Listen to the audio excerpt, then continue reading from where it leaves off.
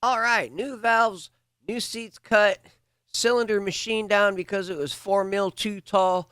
This DS90 is finally back together. She's running good. I cut the cylinder down just a little extra to give it some extra horsepower. A little more vroom vroom for your bucks. Gotta love being able to play with builds and just horsepower. Got the cylinder cut down, take it out. Looks all nice and pretty. Knock out all those shavings. Get this thing back together.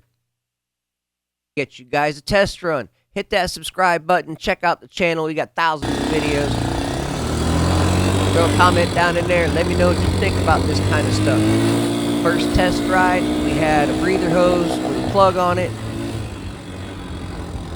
Breather hose was on the exhaust. Not quite sure what that's for, what that's to, but either way, it blew off and started making a bunch of noise. Had to bring it back and reroute the hose the correct way.